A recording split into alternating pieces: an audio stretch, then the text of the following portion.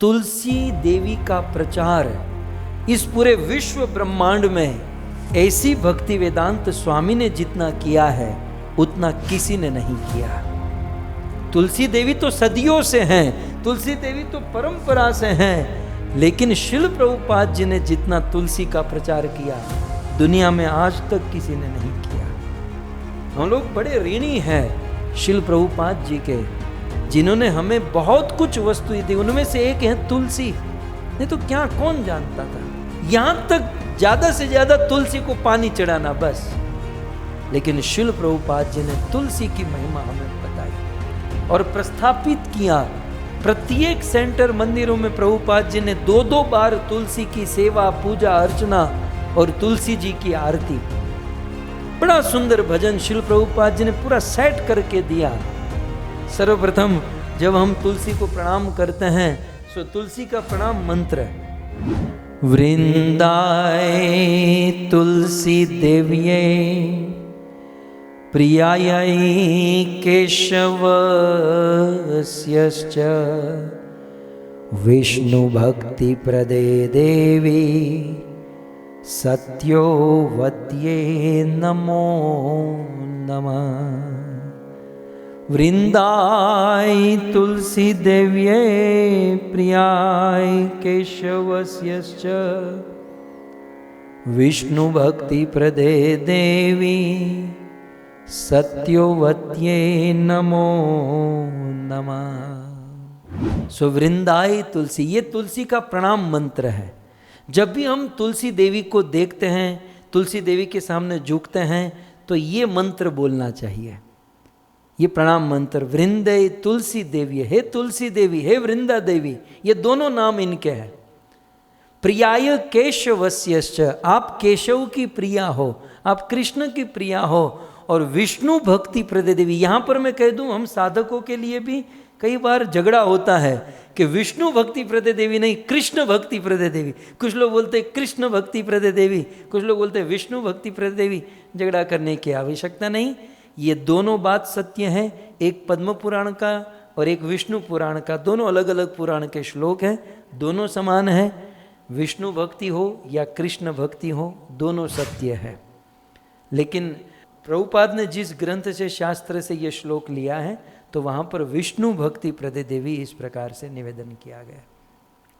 सो विष्णु भक्ति प्रदे देवी सत्यवत्यै नमो नमः।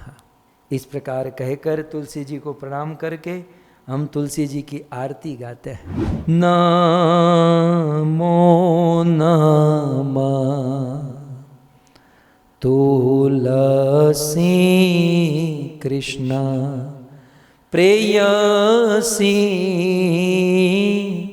नमो नमः राधा कृष्ण सेव पावो एई अभिलाषी। हे तुलसी, हम आपको प्रणाम करते हैं। क्यों? क्योंकि कृष्ण प्रेयसी, आप कृष्ण की प्रिया हो। और मेरे मन में एक अभिलाषा है, क्या? राधा कृष्ण सेवा पावो। बंगला भाषा में है, मैं राधा कृष्ण की सेवा को प्राप्त करूं, ऐसी मेरी अभिलाषा है। और इसलिए मैं आपको बारंबार प्रणाम करता हूं, बारंबार प्रणाम करती हूं। यदि राधा कृष्ण की सेवा चाहिए, राधा कृष्ण के प्रति प्रेम चाहिए, ब्रजवास चाहिए, तो तुलसी को प्रणाम करना चाहिए, तुलसी माता को इस प्रकार से निवेदन करना चाहिए। क्यों? क्योंकि कहते हैं, जे तो मार शरण लोय तार वांछ पूर्ण होय, कृपा करी कर तारे वृंदावन वासी। क्यों? क्योंकि जे तोमार शरण लई, है तुलसी देवी, जो आपका शरण ग्रहण करता है, तार वांछा, वांछा माने इच्छा। हे तुलसी जी, जो आपकी शरण ग्रहण करता है, तार उनकी वांछा पूर्ण है, उनकी सारी इच्छा पूर्ण हो जाती है। और इतना ही नहीं, कृपा करी करो तारे वृंदावन वासी। है तुलसी देवी, आपकी शरण लेने वाले को आप वृंदावन वासी बना देती हो। ब्रजवासी बनना है, वृंदावन वासी बनना है, तो हम जहाँ रहते हैं वहाँ तुलसी की सेवा, पूजा और प्रणाम करें। आगे कहते हैं, मोर विलास विलास कुंजे दियो वास, नयने है रिबो सोदा, जुगल रूप रासी। हे देवी, हे तुलसी देवी, मोर यही अभिलाष, मेरी ये अभिलाषा है कि विलास कुंज दियो वास, कि मैं उस कुंज में वास करूं। मुझे प्रबोधानंद सरस्वती याद आते हैं।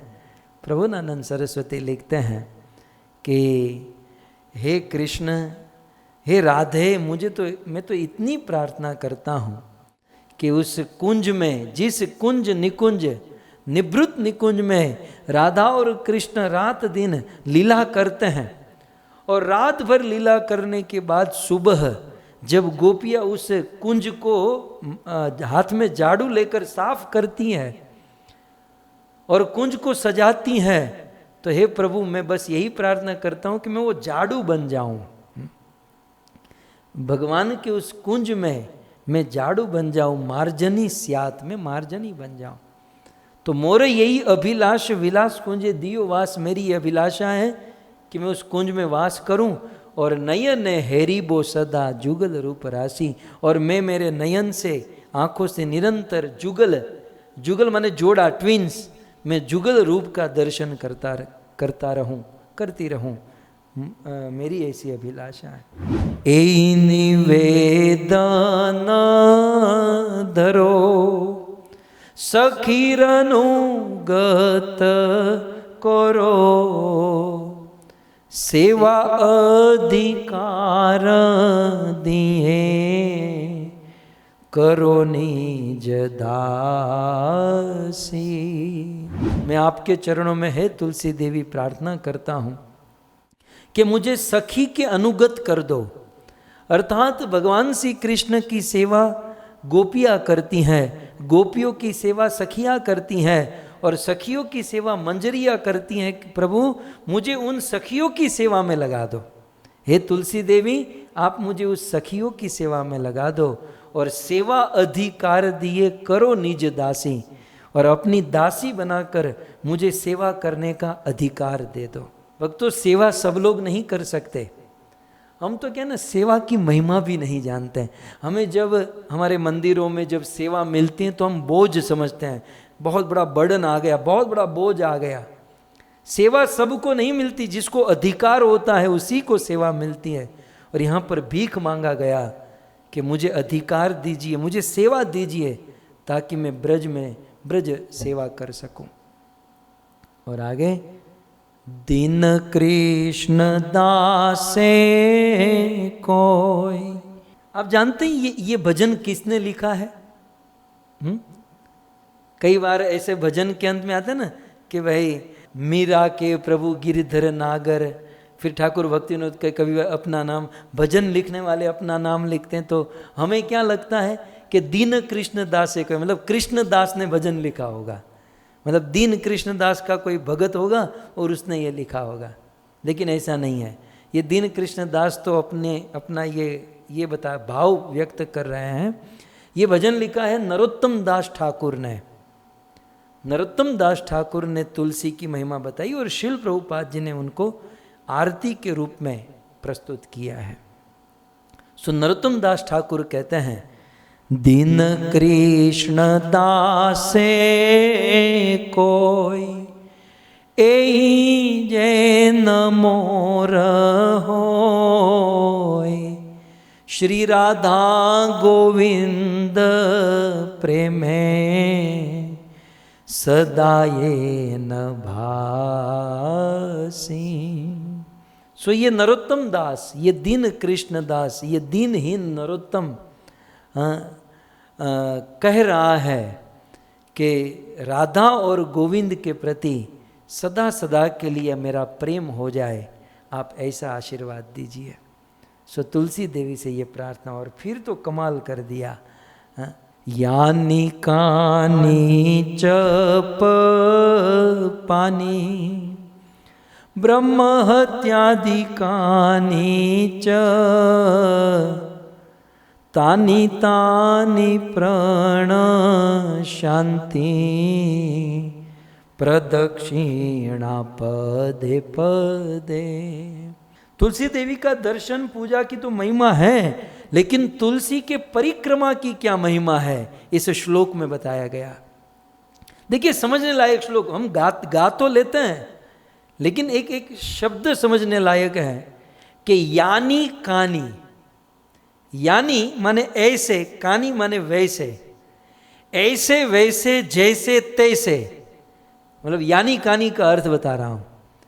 यानी कानी यहां या वहां, ऐसे या तैसे, जैसे या वैसे, च पापानी, हमने कैसे भी पाप किए हैं, है ना, छोटे बड़े ऊंचे नीचे, कैसे भी किसी भी प्रकार के, यानी कानी जैसे तैसे भी हमने पाप किए हैं। च पापानी, पाप, पापानी माने पाप, कैसे पाप, यानी कानी ऐसे वैसे जैसे तैसे, कैसे भी हमने पाप किए हैं। यहां तक दूसरी लाइन में कहते हैं, यहां तक ब्रह्म हत्यादि कानी च, ब्रह्म हत्यादिक, ब्रह्म हत्यादिक, ब्रह्म इत्यादि हमने पाप किए हो।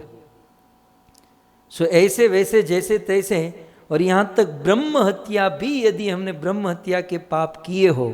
तीसरी लाइन में कहते हैं तानी तानी, वो सारे छोटे बड़े पाप, तानी तानी प्रणश्यन्ति, वो सारे छोटे बड़े पाप खत्म होते जाएंगे। कब? प्रदक्षिणा पदे पदे, जब हम तुलसी की प्रदक्षिणा करेंगे, और तुलसी की प्रदक्षिणा करते समय पदे पदे हम एक एक कदम आगे बढ़ाएंगे, तो एक एक कदम आगे बढ़ाने से कितने पाप खत्म होंगे? यानी कानी च पापानी, जितने भी यहाँ वहाँ जो पाप किए हैं या ब्रह्म हत्या के पाप किए हैं, वो सारे पाप एक एक कदम को आगे बढ़ाने से खत्म होते जाएंगे, नष्ट होते जाएंगे। तो ये हैं तुलसी देवी की महिमा। मुझे यही भाव आया कि शिल प्रभुपाद ने तुलसी जी के विषय में जो बताया है, दुनिया में मुझे नहीं लगता है किसी ने तुलसी की इतनी महिमा बताई होगी। तो ये है तुलसी की महिमा। और साथ ही साथ अंत में तुलसी पत्र जब हम तोड़ते हैं तो मंत्र बोलना चाहिए, तुलसी मृत जन्मासी सदात्वम केशवः प्रिया, केशवार्थ केश चिन्हो भी तुम वरदा भव शोभने, टक टक ऐसा आवाज आना चाहिए तुलसी तोड़ने का। फिर उसको आदर से प्रणाम करते हुए तुलसी जी को हमें लेना चाहिए। अब बात आई तो तुलसी के ऊपर मांजर होते हैं, क्या कहते हैं आप? हमारे वहाँ मांजर कहते हैं, मंजरी मांजर तुलसी में जो होते हैं ना। तो याद रखिएगा, जो लोग तुलसी सेवा पूजा करते हैं, तुलसी पर मांजर ठीक नहीं है, तुलसी के ऊपर मांजर चढ़ने नहीं देने चाहिए। ऐसा हमने संतों के मुख से सुना है, गुरुदेव के मुख से सुना है कि तुलसी में जो मांजर होते हैं वो तुलसी को बड़ा कष्ट देते हैं। वो तुलसी के ऊपर 500 किलो का बोझ रखा है, इतना कष्ट होता है तुलसी पर जो मांजर होते हैं वो रखेंगे। और दूसरी बात क्या है, भगवान श्री कृष्ण को प्रसन्न करने के लिए तुलसी से भी अधिक उत्तम है तुलसी के मांजर, वो मंजरी। तो एक तीर दो निशान, कि हम तुलसी के मांजर को उतार लेंगे तो तुलसी का भार हल्का हो जाएगा, और वह मांजर यदि कृष्ण के चरणों में चढ़ा देंगे तो कृष्ण पूर्ण प्रसन्न हो जाएंगे। तो हम भक्तों को यह कार्य अवश्य करना चाहिए कि तुलसी के मांजर को उतार कर भगवान के चरणों में चढ़ा देना चाहिए।